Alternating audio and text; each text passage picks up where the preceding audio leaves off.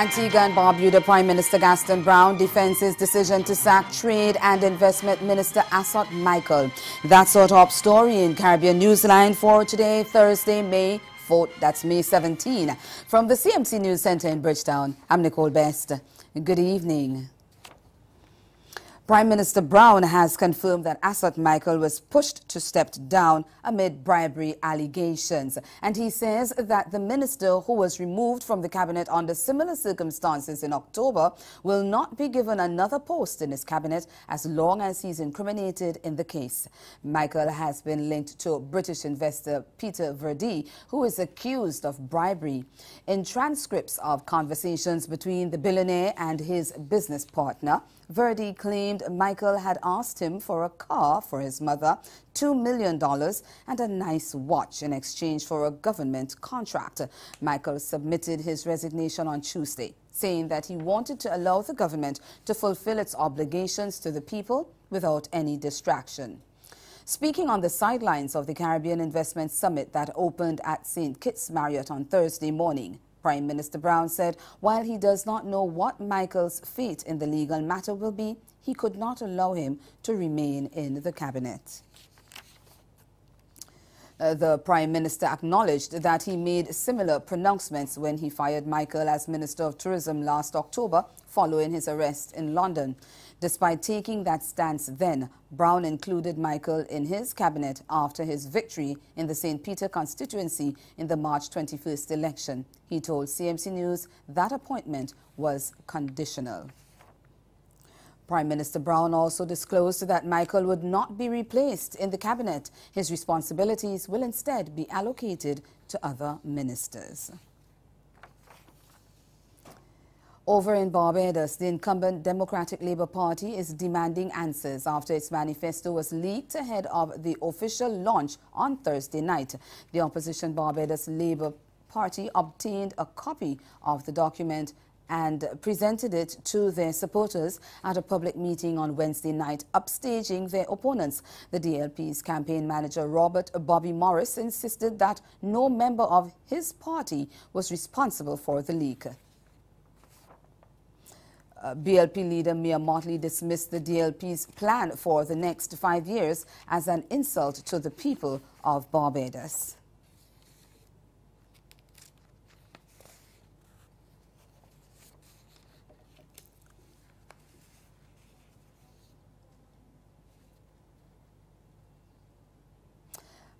Meanwhile, police and election day workers on Thursday cast their ballots ahead of the May 24 general elections. Voting took place in 11 polling stations across the parish of St. Michael. Election officials told local media that the day's activity was carried out smoothly. Approximately 800 people were registered to cast ballots in this special vote. Concern about high number of allegations of corruption and assault at one Trinidad police station. We'll tell you more after the break.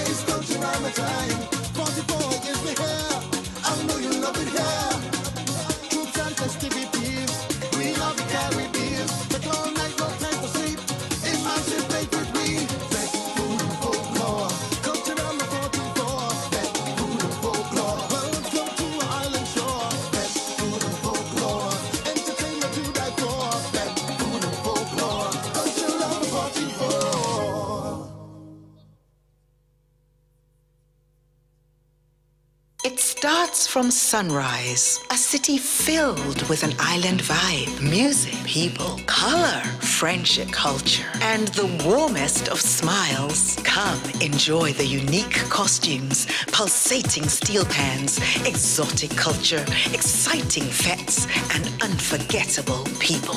Discover Antigua's Carnival, the Caribbean's greatest summer festival, July 27th to August 8th, because the beach really is just the beginning.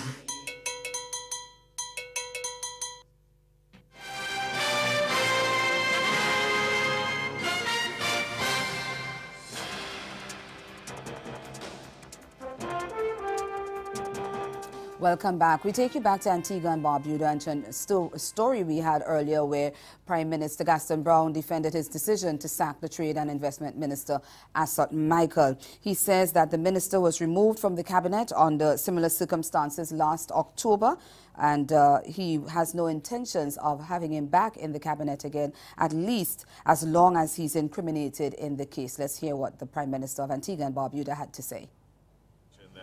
We have a country to govern, and the last thing we want at this point is any form of distraction in the governance of the country.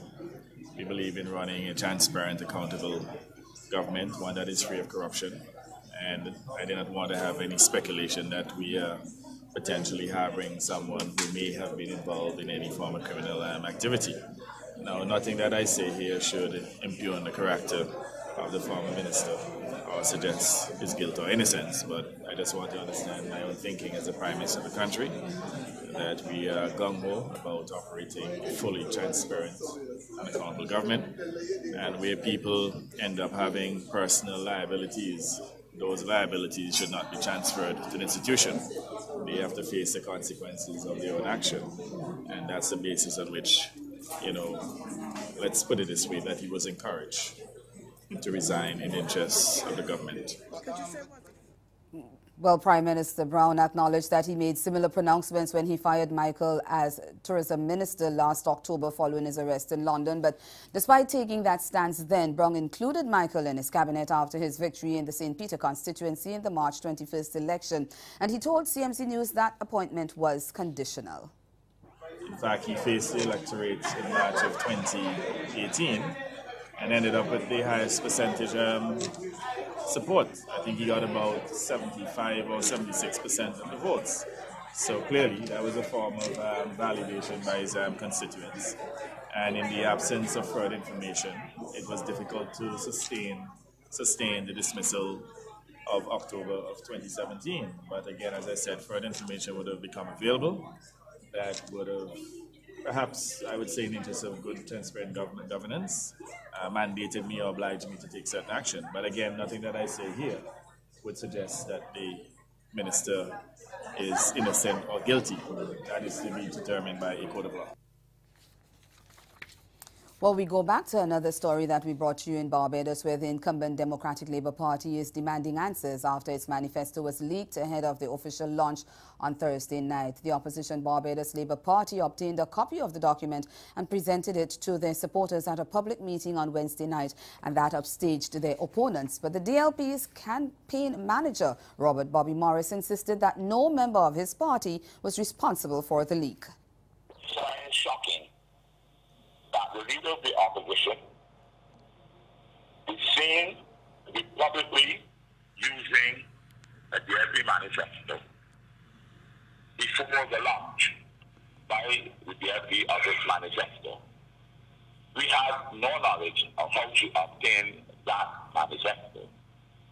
But to me, it is in breach of a customer practice that a party is allowed to provide this manifesto to the entire public, and then there's engagement on that manifesto.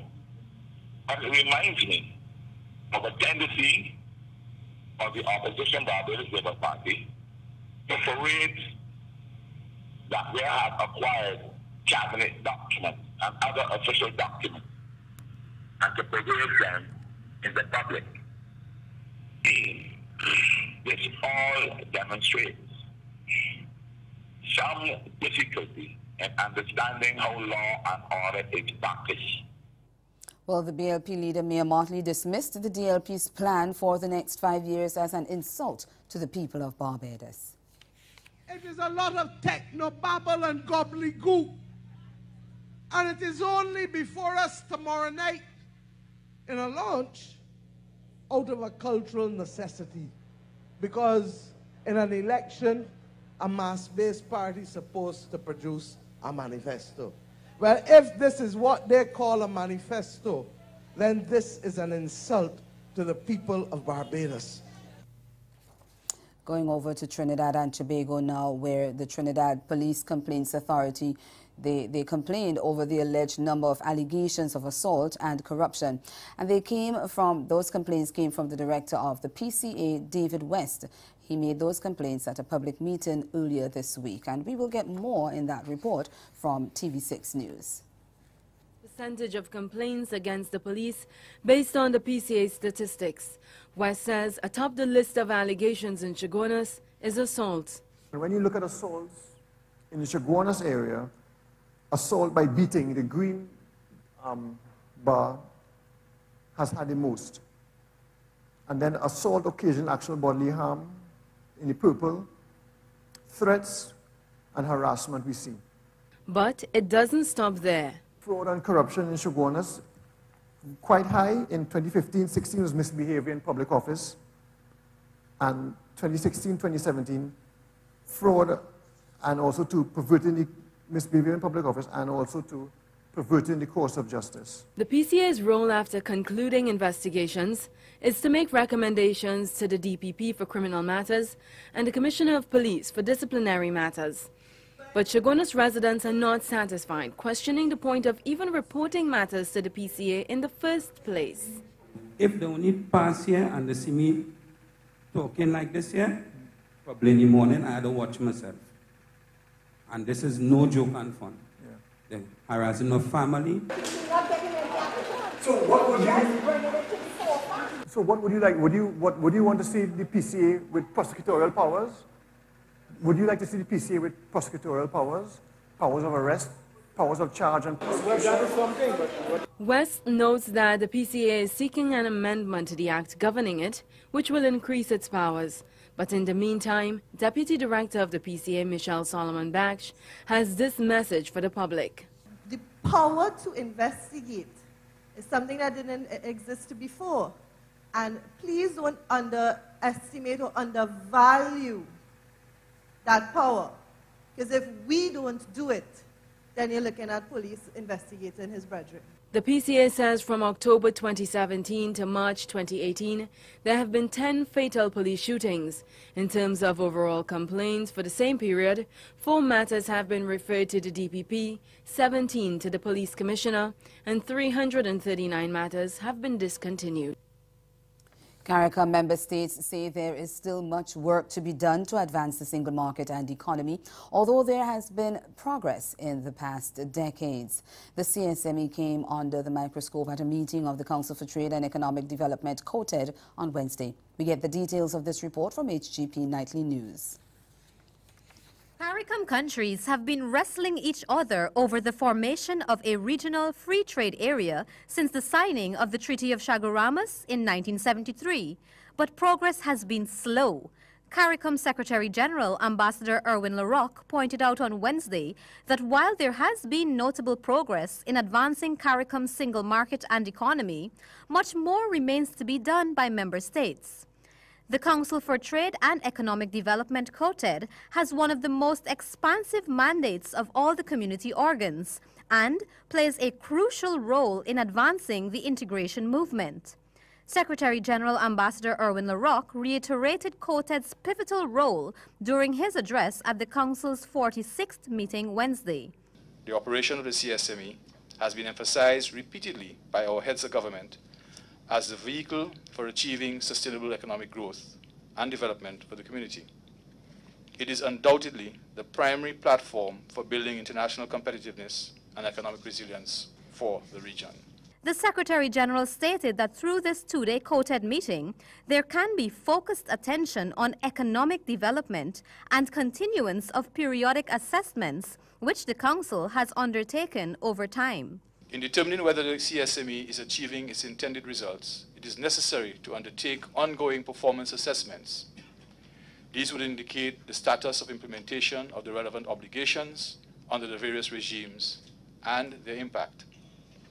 As you are aware, a review of the CSME was completed last year. It looked at its basic framework as well as its supportive structure. The review is in keeping with efforts to consolidate, recalibrate, and strengthen the CSME arrangements that are currently in place. According to CARICOM's Secretary General, based on the review conducted last year, it was revealed that lack of effective consultative mechanisms at the national and regional levels have negatively affected decision-making on implementation of the CSME. And over in Venezuela, hundreds of opposition demonstrators blocked traffic in a march to the Organization of American States headquarters in Caracas, and that took place on Wednesday, to protest this weekend's presidential vote. They are claiming that the elections is rigged. The mainstream opposition is boycotting Sunday's election, and two of their most popular leaders barred from standing. President Nicolas Maduro is expected to win re-election despite Venezuela's crushing economic crisis. According to Reuters, Wednesday's march, a far cry from months of mass protests that drew hundreds of thousands onto the streets last year, was led by a recently formed new opposition grouping called Broad Front, which is promoting abstention. Chanting anti-Maduro slogans and waving the flags of militant opposition parties, Justice First and Popular Will, the protesters planned to deliver a letter to the OAS office.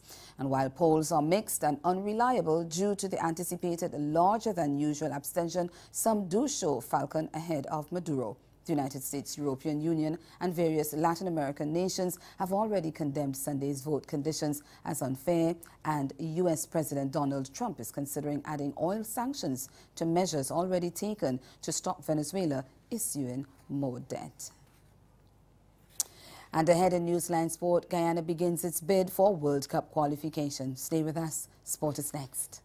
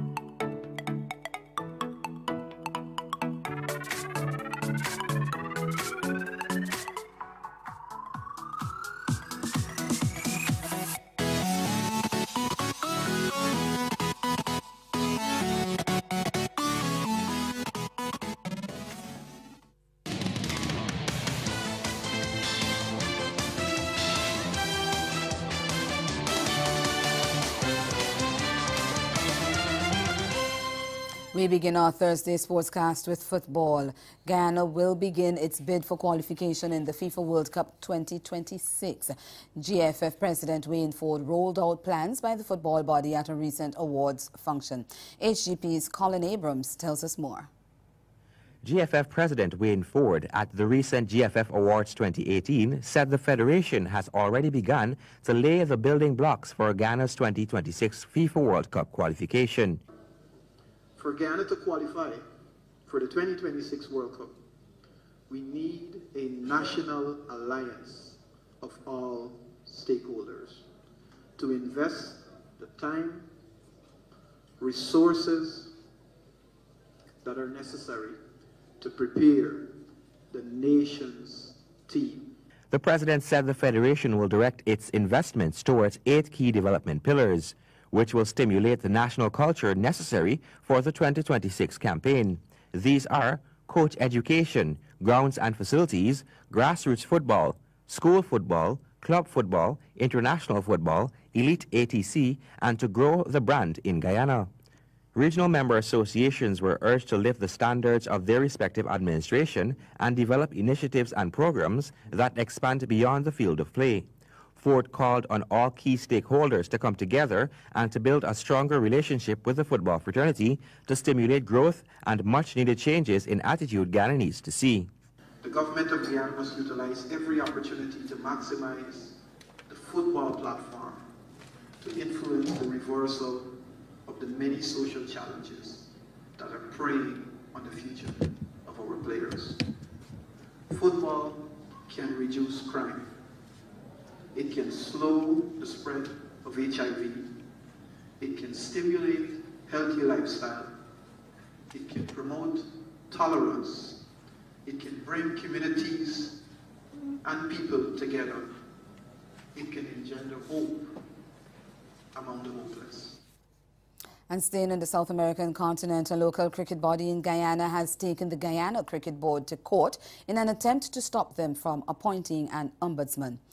It is the latest development in the saga between the board and local clubs, and it comes days after a former cricket administrator declared that the GCB is overstepping its bounds. Also in this report, Ethan Griffith of Capital News tells us that the club is also seeking answers about upcoming elections. The Barbados Cricket Board is seeking to stop the newly appointed cricket ombudsman Stephen Lewis from functioning. The Barbados Cricket Board is also asking the court to verify which club should be participating in the elections of the GCB and the date of the elections. Executive members of the Democratic Cricket Board, Bisundia Singh, said the board is paying attention to the matter keenly. It's a little strange that when the 3 major constituent members of the Democratic Cricket Board, which is East Coast Cricket Board, the Georgetown Cricket Association, and the Upper Democratic Cricket Association, moved to court to have the Democratic Cricket Board elections called. Whilst that is going on, suddenly the Guyana Cricket Board appointed an ombudsman. And they're arguing that that is in accordance with Section 10 of the Guyana Cricket Administration Act. While that section speaks about the appointment of an ombudsman by the Guyana Cricket Board, Section 17 is saying clearly that the minister must appoint an ombudsman in consultation with the West Indies Cricket Board, and then set a date and time for elections, well, the first elections of the Guyana Cricket Board. That exercise is still incompleted, or not completed.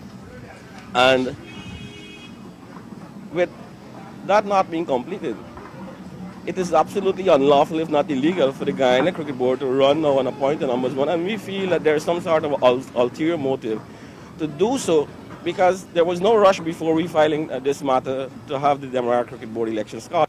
The Barbados Cricket Board is contending that the appointment of the new ombudsman is illegal and an injunction should be granted to stop him from functioning. How do you get 2/3 majority to pass some resolution or appoint an ombudsman when the Barbados Cricket Board is challenging this thing? Means they were not there. We know, and the public know, there is no Democratic Cricket Board. So if SCQ alone was there, then you cannot get 2/3. So the whole thing is, shrouded in some sort of secrecy and illegality. And we honestly believe that the appointment of this ombudsman is for some reason that these people want to have. And it smacks in the face of some sort of transparency, because the ombudsman that is appointed is somewhat or the other related to the attorney at law that represents the Guyana Cricket Board. Now, how could you also appoint an ombudsman when the Democratic Cricket Board had no input into selecting a nominee? All of that is, it smacks in the face of democracy and transparency, and so we are hoping to have a speedy resolution in the court of law. Singh stated that the new act gives the Minister of Sports the power to appoint the first ombudsman of the GCB for election. Chairman of West Indies cricket selectors Courtney Brown believes the regional women's side is good enough to defend their title and win the Women's T20 World Cup for a second time. Brown made this assertion as the players continued their preparation camp in Antigua for the global event to be played in the Caribbean from November 2nd to 25th. Several key players, including talismanic skipper Stephanie Taylor, ace spinner Anissa Mohammed, along with opener Hayley Matthews and wicketkeeper Marissa Aguilera, will be together for 6 months in the build-up to the tournament. Brown said women's cricket was on a rapid rise globally, and this year's world event should provide a true reflection of the quality of play. He added that the upcoming Cricket West Indies T20 Blaze and Super 50 tournaments in Jamaica in June would give the Windies selectors a further gauge of regional talent. The official tournament matches will be played at the Sir Vivian Richards Cricket Ground in Antigua, Darren Sammy Stadium in St. Lucia, and the National Stadium at Providence in Guyana. And that's the sport. Stay with us. We'll be right back. Caribbean Newsline is brought to you by the Barbados Tourism Marketing Inc. Barbados, renowned for its pristine beachfront and fantastic weather, continues to leave quite an impression on newcomers to the island and returning visitors. The Caribbean island, quite popular as a vacation hotspot, is not only beautiful due to its natural aesthetics. The island of Barbados continues to grow in popularity because of unique connections developed with our people, our culture. We can't wait to welcome you.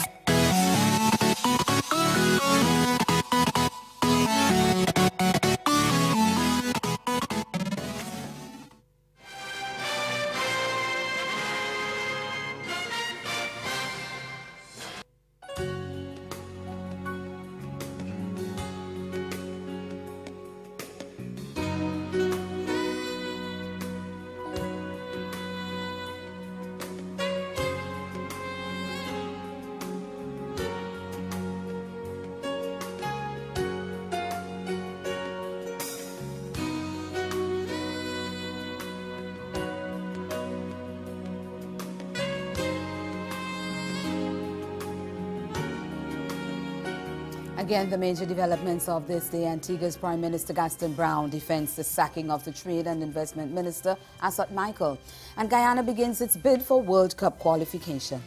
That's Caribbean Newsline. For news and sport around the clock, log on to CarnaNews.com.